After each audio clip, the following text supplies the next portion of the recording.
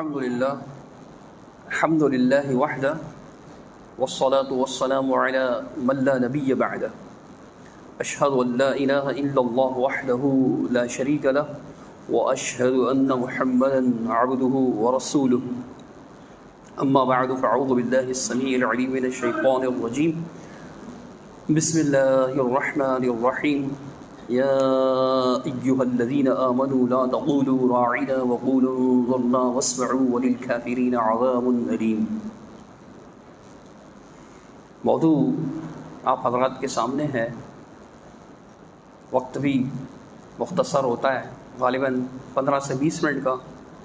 ہوتا ہے۔ بہرحال سورۃ البقرہ کی یہ آیت ہے، آیت نمبر 104۔ اللہ سبحانہ و تعالیٰ نے اس آیت میں ایمان والوں کو اس بات کا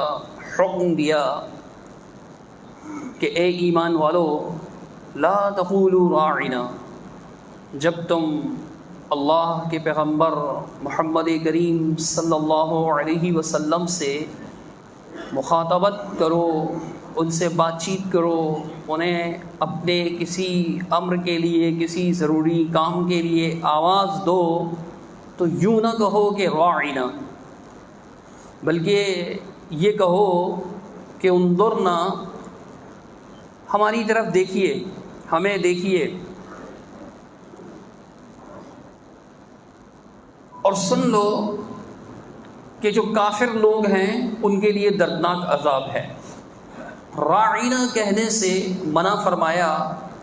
رسول اللہ صلی اللہ علیہ وسلم کے ادب کی وجہ سے، آپ کے احترام کی وجہ سے، آپ کے ساتھ تخاطب کرتے ہوئے راعنا کہنے سے منع فرمایا۔ راعنا کہنے سے منع کرنے کی وجہ کیا ہے؟ جبکہ راعنا کے معنی صحابہ کرام جب راعنا کہتے تھے تو ان کا مقصد کیا ہوتا تھا راعنا کہنے سے، اور اس کے معنی کیا ہیں؟ ان کا مقصد ہوتا تھا کہ ہماری طرف توجہ فرمائیے، یہ معنی بنتے ہماری رعایت کیجیے، ہماری طرف توجہ فرمائیے، ہماری بات سنیے، مقصد یہ ہوتا تھا۔ لیکن اللہ سبحانہ تعالیٰ نے اس سے منع فرمایا۔ اس کی وجہ سورۃ النساء میں مذکور ہے، آیت نمبر 46 میں اللہ تعالیٰ نے فرمایا کہ وَمِنَ الَّذِينَ هَادُوا يُحَرِّفُونَ الْكَلِمَ عَن مَّوَاضِعِهِ، یہ جو یہودی ہیں، جو لوگ یہودی ہوئے، ان کی ایک عادت ہے کہ یہ کلمات کو اپنی جگہ سے پھیر دیتے ہیں، تحریف کر دیتے ہیں، بدل دیتے ہیں، اس کا مقام، اس کی جگہ بدل دیتے ہیں۔ اور ان کا یہ بھی معاملہ ہے وَيَقُولُونَ سَمِعْنَا وَعَصَيْنَا وَاسْمَعْ غَيْرَ مُسْمَعٍ وَرَاعِنَا لَيًّا بِأَلْسِنَتِهِمْ وَطَعْنًا فِي الدِّينِ۔ فرمایا ان کا معاملہ یہ ہے کہ یہ کہتے ہیں کہ ہم نے سنا، ہم نے اطاعت کی، ہم نے نافرمانی کی، وَعَصَيْنَا، ہم نے سنا اور ہم نے نافرمانی کی۔ سنیں، آپ کو کوئی سنا نہ سکے۔ اب اس کا دو معنی، ایمان والے تو یہ کہا کرتے تھے نا کہ جب ان کے سامنے اللہ اور اس کے رسول کی ذات دعوا الی اللہ ورسولہ لیحکم بینہم ان یقولوا سمعنا واطعنا، ایمان والوں کا رویہ یہ کہ جب ان سے کہا جاتا کہ آؤ اللہ اور اس کے رسول کی طرف تاکہ تمہارے معاملے کا فیصلہ ہو، تو وہ کہا کرتے تھے کہ ہم نے سنا، ہم نے اطاعت کی۔ اب یہ اس کی کاپی کرتے ہوئے کہتے تھے سمعنا وعصینا، اور ایسے زبان کو پھیرتے ہوئے، ایسے گھماتے، زبان پھیرنے کے، مروڑنے کے ایسے ماہر ہوتے کہ اپنے تلوین کے ساتھ، اپنی زبان کے پھیرنے کے ساتھ وہ یہ تاثر دیتے، ایمان والے یہ سمجھے کہ ہم بھی کہہ رہے ہیں سمعنا واطعنا، ہم نے سنا اور ہم نے اطاعت کی۔ اور اس کے ساتھ ساتھ وہ کہا کرتے تھے کہ سنیں، آپ کو کوئی سنا نہ سکے۔ اب یہ بھی زمانی کلمہ ہے، اس کے معنی تو یہ بنتے ہیں کہ آپ کو اللہ تعالیٰ اتنی شان و مرتبت عطا فرمائے، ایسا رتبہ عطا فرمائے کہ کوئی آپ کو کچھ سنا نہ سکے، یعنی آپ کو آرڈر نہ کر سکے، آپ کو حکم نہ دے سکے، بس آپ ہی کی بات لوگ سنتے رہیں۔ اور ایک اس کے معنی یہ بھی ہے جو یہود کے پیش نظر ہوتا تھا، ان کے دلوں میں ہوتا تھا، جو ان کے دلوں کے راز اللہ سبحانہ تعالیٰ نے ظاہر فرمائے کہ وہ نبی علیہ الصلوۃ والسلام سے جب یہ کہتے کہ سنیے، آپ کو کوئی سنا نہ سکے، نعوذ باللہ نعوذ باللہ، آپ بہرے ہوں یا آپ سنی نہ سکیں، یہ مقصد ہوتا تھا ان کا۔ اور وہ راعنا کہتے ہیں تو اپنی زبان کو پھیرتے ہوئے اور دین میں طعن کرتے ہوئے. دین میں ان کا طعن کیا تھا کہ یہ اپنے آپ کو نبی کہتے ہیں, ان کا یہ دعویٰ ہے کہ میں اللہ کا رسول ہوں, مجھ پر وحی نازل ہوتی ہے, اور ہم ان کا مذاق اڑا رہے ہوتے ہیں, ان کو پتہ ہی نہیں چلتا. تو یہ ان کا دین میں طعن تھا. تو اللہ سبحانہ تعالیٰ نے وحی کے ذریعے سے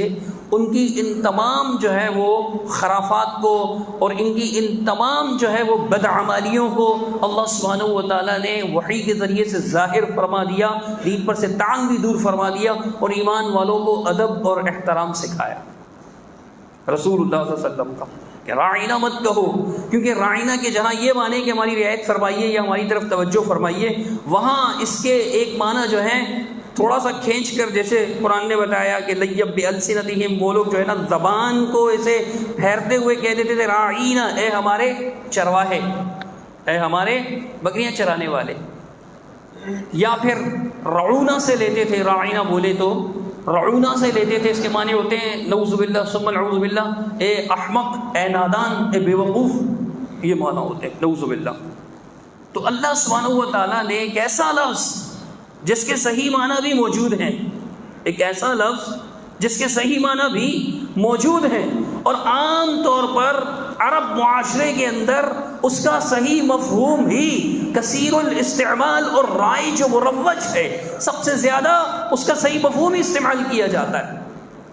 لیکن بعض لوگوں کی کجروی کی وجہ سے, بعض لوگوں کی ٹیڑھ کی وجہ سے, بعض لوگوں کے بری اور گھٹیا حرکتوں کی وجہ سے اللہ سبحانہ و تعالیٰ نے ایک ایسا لفظ استعمال کرنے سے بھی نبی علیہ الصلوۃ والسلام کے سامنے, نبی علیہ الصلوۃ والسلام سے تخاطب کرتے ہوئے, رسول اللہ صلی اللہ علیہ وسلم کے سامنے اپنی عرض رکھتے ہوئے ایک ایسا لفظ بھی استعمال فرمانے سے, استعمال کرنے سے منع فرما دیا جو موہوم تھا, جس میں شبہ تھا کہ عین ممکن ہے کہ اس کا دوسرا معنی مفہوم ہو. اور پھر یہودیوں کو دریا مل جاتا, چونکہ جب یہود سے یہ کہا گیا, جب صحابہ ان کی چال سمجھ گئے اللہ کے بتانے پر, تو ان کو پھر منع کرنے لگے کہ خبردار جو ہمارے نبی صلی اللہ علیہ وسلم کی شان میں ایسا کچھ کہا تو وہ کہتے تھے تم بھی تو کہتے ہو. تب اللہ تعالیٰ نے آیت نازل فرمائی کہ ایمان والو تم نے بھی نہیں کہنا ہے, اگرچہ تمہارا وہ مقصد نہیں ہوتا لیکن تم نے بھی نہیں کہنا. ادب رسول, کئی مقامات پر اللہ سبحانہ تعالیٰ نے رسول اللہ صلی اللہ علیہ وسلم کے ادب اور احترام کی تعلیم دی. جیسے سورۃ الحجرات کی ابتدائی آیتیں رب کریم نے فرمایا بسم اللہ الرحمن الرحیم یا ایھا الذین آمنوا لا تقدموا بین یدی اللہ ورسولہ واتقوا اللہ, اے ایمان والو تم نے اللہ اور اس کے رسول سے آگے نہیں بڑھنا, اللہ سے ڈرتے رہنا ہے. آگے بڑھنے کے کیا مفہوم ہے؟ صحابہ کرام ویسے تو رسول اللہ صلی اللہ علیہ وسلم سے چلتے ہوئے بھی آگے نہیں بڑھتے تھے, لیکن آگے بڑھنے کا اصل مقصد یہ بھی ہے کہ آپ صلی اللہ علیہ وسلم کی نافرمانی نہیں کرنی, کسی معاملے میں آپ صلی اللہ علیہ وسلم کے مقابلے میں اپنی رائے نہیں پیش کرنی. یہ ادب سکھایا جا رہا ہے. اور فرمایا یا ایھا الذین آمنوا لا ترفعوا اصواتکم فوق صوت النبی, اے ایمان والو اپنی آوازوں کو نبی علیہ الصلوۃ والسلام کی آواز پر بلند نہ کرنا. وَلَا تَجْهَرُوا لَهُ بِالْقَوْلِ كَجَهْرِ بَعْضِكُمْ لِبَعْضٍ, اور نہ ہی انہیں ایسے بآواز بلند, تیز آواز میں, اونچی آواز میں, لاؤڈلی پکارنا جیسے آپس میں تم ایک دوسرے کو پکار لیتے ہو. تھوڑا سا آگے چلا گیا, اندازہ ہے کہ نہیں سن پائے گا, آپ چیختے چلاتے زور سے تیز آواز سے اسے وہ فلانے پکارتے ہیں نا تاکہ وہ سن لیں. آپس میں جیسے تم ایک دوسرے کو پکارتے ہو ایسے نہیں پکارنا, بلکہ ادب اور احترام کا خیال رکھنا ہے. ایسے آوازیں نہیں دینی نبی علیہ الصلوۃ والسلام کو, ان کے سامنے ان کی آواز کے مقابلے میں اپنی آواز کو اونچی نہیں کرنا. اگر تم نے ایسا کیا تحبط اعمالکم وانتم لا تشعرون, تمہارے سارے کے سارے اعمال برباد ہو جائیں گے, اکارت ہو جائیں گے, ضائع ہو جائیں گے, مٹا دیے جائیں گے, ختم کر دیے جائیں گے, اور تمہیں شعور تک نہیں ہوگا. اللہ تعالیٰ نے اپنے نبی علیہ الصلوۃ والسلام کا احترام سکھایا, پھر اللہ تعالیٰ نے اگلی آیت میں بتایا کہ ان الذین یغضون اصواتهم عند رسول اللہ اولئک الذین امتحن اللہ قلوبهم للتقوى اولئک الذین امتحن اللہ قلوبهم للتقوى. اللہ جو لوگ رسول صلی اللہ علیہ وسلم کے سامنے اپنی آوازوں کو ہلکی رکھتے ہیں، پست رکھتے ہیں، آہستہ رکھتے ہیں، یہی وہ لوگ ہیں کہ جن کے دلوں کو اللہ سبحانہ و تعالیٰ نے تقوی کے لیے منتخب فرما دیا. پھر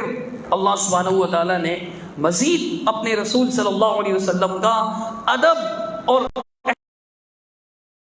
ينادونك من وراء الحجرات اکثرهم لا يعقلون. اے نبی صلی اللہ علیہ وسلم بے شک وہ لوگ کہ جو آپ صلی اللہ علیہ وسلم کو آواز دیتے ہیں، پکارتے ہیں حجرات کے باہر سے. یہاں آپ صلی اللہ علیہ وسلم کے مختلف کمرے بنے ہوئے تھے، حجرے بنے ہوئے تھے جن میں آپ عیش پذیر ہوتے تھے، اور ایمان والے جانتے تھے کہ ان حجروں میں سے کسی ایک حجرے پہ ہوں گے، یا اس میں یا اس میں یا اس میں یا اس میں، مختلف حجروں میں سے کسی ایک میں ہوں گے. تو وہ باہر کھڑے ہو کر پکارتے. دیہاتی لوگ تھے جو نئے نئے ابھی آئے تھے، ان کو زیادہ آداب ادب معلوم نہیں تھے، تو وہ پھر اس طرح سے پکارا کرتے تھے، آوازیں دے کر چیختے چلاتے محمد اے محمد صلی اللہ علیہ وسلم. تو اللہ کے رسول صلی اللہ علیہ وسلم کو اللہ تعالیٰ نے ان پر یہ آیت نازل کر کے آپ کا ادب و احترام سمجھاتے ہوئے یہ بتایا کہ جو اس طرح سے آپ کو پکارتے ہیں ان کی اکثریت جو ہے وہ عقل نہیں رکھتے. وَلَوْ أَنَّهُمْ صَبَرُوا حَتَّى تَخْرُجَ إِلَيْهِمْ لَكَانَ خَيْرًا لَهُمْ. انہیں چاہیے تھا اگر یہ صبر کرتے یہاں تک کہ آپ خود بذات خود اپنی ورزی سے جب بھی ان کے سامنے تشریف لاتے، ان پر ظاہر ہوتے، تو پھر یہ اپنی عرض گزار آپ کے سامنے اپنی عرض رکھتے، آپ کے سامنے اپنی بات رکھتے. عرض کرنے کا مقصد یہ ہے کہ بہت سی آیات ہیں، میں صرف آیات پڑھ کر آپ کے سامنے یہ وعدے کرنا چاہ رہا ہوں کہ اللہ سبحانہ و تعالیٰ نے اپنے پیارے حبیب صلی اللہ علیہ وسلم کے ادب اور احترام کا حکم دیا. تو ظاہر سی بات ہے کہ دین اسلام میں رسول اللہ صلی اللہ علیہ وسلم کے گستاخی کا، آپ کی شان میں بے ادبی کا، آپ کی شان کے خلاف کسی بھی قسم کی نازیبا و نامناسب بات کا دین قطعاً بھی اس بات کی اجازت نہیں دیتا. اس کی گنجائش نہیں ہے اسلام میں. رسول اللہ صلی اللہ علیہ وسلم کی گستاخی وہ ناقابل معافی جرم ہے کہ جس کی سزا موت کے علاوہ اور کچھ نہیں ہے. سزا کیا ہے یہ بھی موضوع کا حصہ ہے،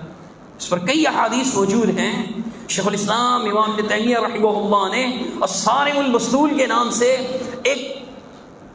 کتاب لکھی، محکم کتاب لکھی، واضح کتاب لکھی، دلائل سے براہین سے بھرپور کتاب لکھی، جس میں احادیث و آیات، قرآن مجید کی آیات اور احادیث سے اس بات کو واضح فرما دیا کہ جو رسول اللہ صلی اللہ علیہ وسلم کی شان میں گستاخی کرے گا، نامناسب بات کہے گا، تو اس کی گردن اڑا دی جائے گی. یہ ایک حقیقت ہے، اس پر ہمیں کسی قسم کی کوئی شرمندگی نہیں ہے. رسول اللہ صلی اللہ علیہ وسلم کا ادب و احترام بالکل بجا اور اس کی سزا وہ بھی بجا. لیکن آج افسوس کا مقام یہ ہے کہ امت مسلمہ کے اندر کئی لوگ عرصہ دراز سے اس بات کا ناجائز فائدہ اٹھاتے ہیں، حالانکہ یہ انتہائی سنجیدہ معاملہ ہے. آپ دیکھیں جب قوانین کا غلط استعمال کیا جائے تو پھر کیا ہوتا ہے کہ لوگ اس قانون پر آواز اٹھانے لگتے. کتنے آپ کے علم میں ہوگا، آپ میں سے جو لوگ دنیا کی خبر رکھتے ہیں وہ جانتے ہیں کہ کافر ممالک جو ہیں اس وقت، خاص طور پر یہ جو یورپ اور امریکہ والے ہیں، ان کا بڑا زور ہے کہ پاکستان کے اندر سے یہ قانون ختم کر دیا جائے کہ گستاخ رسول کی سزا موت ہے، اس قانون کو ختم کیا جائے. اس سے جی بڑا ظلم ہوتا ہے، ایسا ہوتا ہے ویسا ہوتا ہے. ان کو موقع کون دے رہا ہے؟ وہ جاہل لوگ، وہ اشتعال انگیز مشتعل لوگ جو اپنے مفاد کی خاطر یا اپنے تعصب کی آگ کو ٹھنڈا کرنے کے لیے کسی بھی مومن پر یا کسی بے قصور فرد پر بھی گستاخی کا الزام لگاتے دیر نہیں لگاتے. اتنے ہی ایسے جاہل ہیں، ان کے سامنے قرآن مجید کی آیات پڑھ کر ترجمہ کیا جائے، اس آیت کے مفہوم اور ترجمے کو بھی وہ اپنی طرف سے گستاخی قرار دیتے. اب پچھلے ہی سال یا اسی سال ہمارے ملک میں یہ واقعہ پیش نہیں آیا کہ سری لنکا کا ایک بندہ جو بالکل عربی زبان جانتا ہی نہیں، پڑھنا بھی نہیں جانتا، اردو بھی بڑی کم اس کو آتی ہے، مینیجر ہے کسی فیکٹری کا، اس پر گستاخی کا فتویٰ لگا کر جو ہے جاہل لوگوں نے، جن لوگوں نے گستاخی کا فتویٰ لگایا ان کا بظاہر دین سے کوئی تعلق بھی نظر نہیں آتا. میں یہ نہیں کہتا کہ بے عمل ہو تو وہ مومن ہی نہیں ہوتا، مسلم ہی نہیں ہوتا، یہ میں نہیں کہہ رہا، لیکن آپ دیکھیں ان کا اپنا محبت رسول کا معیار کیا ہے کہ انہوں نے جو ہے نا وہ ذاتی غصے کی وجہ سے اس پر الزام لگایا اور اس کے بعد دعویٰ بول دیا، اس پر بلوا ہوا اور جناب اس کو قتل کر دیا. ابھی 1-2 دن پہلے اس قتل کا فیصلہ بھی ہو گیا کہ جی 6 لوگوں کو سزائے موت ہوئی ہے، کیونکہ وہ معاملہ ایسے نہیں تھا، اس نے کسی قسم کی کوئی گستاخی نہیں کی تھی، اس کو تو پتہ ہی نہیں تھا، اسٹیکر ہٹائے تھے، اس نے کوئی گستاخی نہیں کی تھی. ابھی کل پرسوں کی بات ہے، کل جو ہے نا وہ بڑا ایک کلپ جو ہے پھیلایا جا رہا تھا کہ دیکھو جی اسمبلی میں بیٹھی اس خاتون نے، اس عورت نے گستاخی کی ہے، توہین کی ہے، اذان کا مذاق اڑایا ہے. اور اس کا چھوٹا سا ایک شارٹ کلپ یعنی کہ کٹنگ کر کے جگہ سے پھیر کر بات یہود کی طرح مخالف سیاسی مخالفین ہیں، سیاسی مخالفین انہوں نے بات کو بدلنے کے لیے یا مخالف پارٹی کو بدنام کرنے کے لیے چھوٹا سا کلپ کاٹ دیا، پوری بات نہیں، چھوٹا سا کلپ کاٹ دیا. جی اس کی اذان سن کر میری عجیب فیلنگ ہو جاتی، میری فیلنگز عجیب ہو جاتی ہیں، مجھے نہیں پتا اور لوگوں کی بھی ہوتی ہیں نہیں ہوتی، میری تو بڑی بہت عجیب سی فیلنگ ہو جاتی ہے. اتنا سا کاٹا، اب جو سنے گا کہ اذان سن کر اس کی فیلنگز خراب ہو جاتی ہیں، یعنی اس کو برا محسوس ہونے لگتا ہے تو بڑی گستاخ عورت ہے یا یہ بڑا گستاخ آدمی ہے جو ایسی بات کر رہے ہیں. لیکن جب اس کا مکمل کلپ سامنے آیا تو وہ بیچاری یہ کہنا چاہ رہی تھی، پہلے ہی وہ عذر پیش کر رہی ہیں کہ شاید میں یعنی زبان دانی پر عدم قدرت کا اظہار کر رہی ہے، وہ بتا رہی ہے کہ شاید میں اپنی بات صحیح طور پر پیش نہ کر پاؤں، میرے پاس الفاظ کی کمی ہے. وہ سندھی زبان بولنے والی اور اردو میں بیان کر رہی ہے، دقت ہوتی ہے ایک زبان سے دوسری زبان میں بات کو کنورٹ کرنا، محفظ ضمیر کو کنورٹ کرنا، اس پہ دقت ہوتی ہے. اس کے کلام کا لب لباب یہ تھا، خلاصہ کلام اس کا یہ تھا کہ جی یہاں اسمبلی کے قریب جو مسجد ہے وہاں پہ جو اذان ہوتی ہے مؤذن کی آواز بڑی عجیب سی ہے، غیر واضح ہے، اچھی بھی نہیں ہے، خوبصورت بھی نہیں ہے، کوئی اچھی آواز والا مؤذن مقرر کیا جائے کہ جب وہ اذان دے تو اس کی آواز ایسی روح پرور ہو، ایسی پرسوز ہو، اتنی پیاری ہو کہ جو اذان سنے اس کا فوراً دل کرے کہ مسجد میں جا کے رب کے حضور جس کی صدا بلند ہو رہی ہے اللہ اکبر اللہ اکبر، اس کے سامنے جو ہے نا وہ سر سجود ہو جاؤ. یہ کہہ رہی ہے، اس کو اذان کا گستاخ بنا دیا. معاشرے میں یہ عام ہو چکا ہے، ایسے ہی بلا وجہ فتوے لگا دیتے ہیں اپنی طرف سے، اور پھر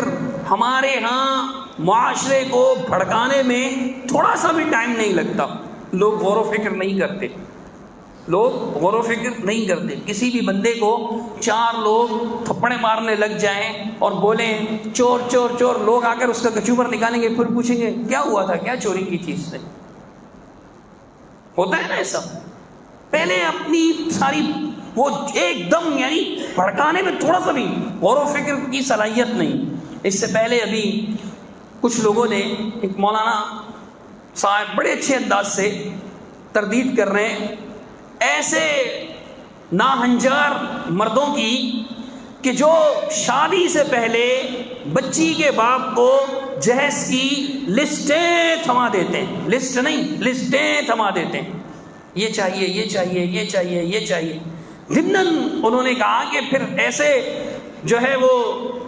لوگ لالچی لوگ جو ہیں سیدنا علی رضی اللہ تعالیٰ عنہ کی مثال دیتے ہیں تو سننے علی رضی اللہ عنہ کے پاس مال نہیں تھا اور یہ وجہ تھی اور یہ ان کو گستاخ بنا دیا. حالانکہ وہ کوئی گستاخی نہیں کر رہے، سیدنا علی رضی اللہ عنہ کا احترام کرتے ہیں، لیکن جی وہ دھڑلے سے جو ہے نا وہ پوسٹیں آ گئیں فیس بک پر. اور مصیبت کیا ہے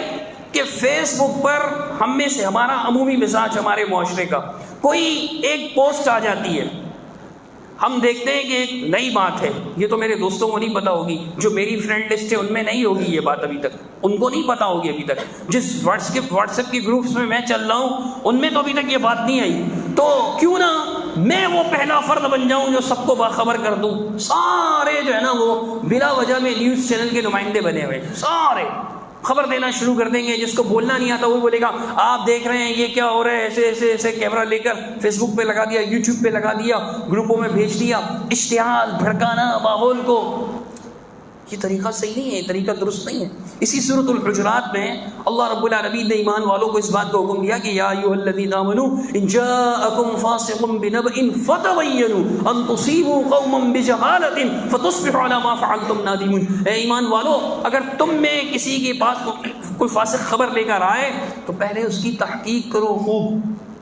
کہیں ایسا نہ ہو کہ تم کسی قوم پر جہالت کی وجہ سے ٹوٹ پڑو، پھر تمہیں اپنے کیے پر نادم ہونا پڑے، شرمندہ ہونا پڑے۔ بندے کی جان لے لی، پوری دنیا میں مسلمانوں کی بدنامی ہوئی۔ اگر اس نے ایسا کچھ کیا ہوتا تو اس کا قانونی طریقہ اختیار کیا جاتا، قانونی طریقہ اپنے ہاتھ میں لے لینا، اپنی ذاتی بڑاس نکالنے کے لیے کسی کو گستاخ رسول ڈکلیئر کر دینا، کوئی بندہ اللہ کی آیات بتائے آپ اسے گستاخ کہہ دیں، کوئی قرآن کا ترجمہ بتائے، قرآن کی بات بتائے اسے گستاخ کہہ دیں۔ یہ زیادتی بہت زیادہ ہو رہی ہے، اس میں کوئی شک نہیں ہے کہ اللہ کے رسول صلی اللہ علیہ وسلم کے گستاخ کی یہی سزا ہے، خواہ وہ اپنے آپ کو مسلمان ہی کیوں نہ کہتا ہو، یہی سزا ہے اس کی۔ لیکن اس کے لیے جو ہے وہ اہل علم اور جو معاملے کے ذمہ دار لوگ ہیں، حکام بالا ہیں، ان تک بات پہنچانی چاہیے، اپنی طرف سے لوگوں پہ اشتعال نہیں پھیلانا چاہیے۔ اور ایسی کوئی خبر آئے کہتے ہیں فوراً سے پہلے پھیلا دو،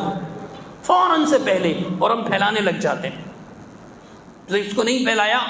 تو پتہ نہیں آپ مسلم رہیں گے یا نہیں، پتہ نہیں کتنے بڑے اجر و ثواب سے محروم۔ ایسا نہیں کریں، خبروں کو پھیلانا یہ اسلام کی تعلیم نہیں ہے کہ فوراً سے پہلے جناب اس کو پھیلا دیں، جتنا ہو سکے آپ اس کو جو ہے نا وہ اسپرے کریں اور ہر طرف پھیلا دیں۔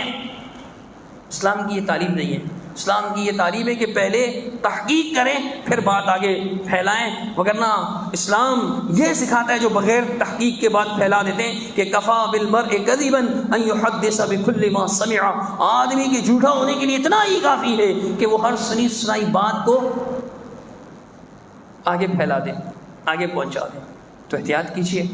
رسول اللہ صلی اللہ علیہ وسلم کے ادب و احترام کو بھی سمجھیں۔ اللہ کے رسول صلی اللہ علیہ وسلم کا احترام یقیناً ایمان کا حصہ ہے کہ اس کے بغیر تو کوئی مومن ہو ہی نہیں سکتا۔ آپ صلی اللہ علیہ وسلم کے احترام کا، آپ کے ادب کا اللہ سبحانہ و تعالیٰ نے صرف حکم دیا بلکہ طور طریقے تک سکھائے، اس کی باریکیاں بھی اللہ سبحانہ تعالیٰ نے سمجھائیں۔ تو اللہ سبحانہ و تعالیٰ سے دعا ہے کہ اللہ تعالیٰ مجھے، آپ کو، ہم سب کو اللہ کے رسول صلی اللہ علیہ وسلم کے احترام کی، ساتھ ہی آپ کی اطاعت اور مکمل پیروی کی توفیق عطا فرمائے۔ اقول قولی ھذا استغفر اللہ لی ولکم ولسائر المسلمین اجمعین برحمتک یا ارحم الراحمین۔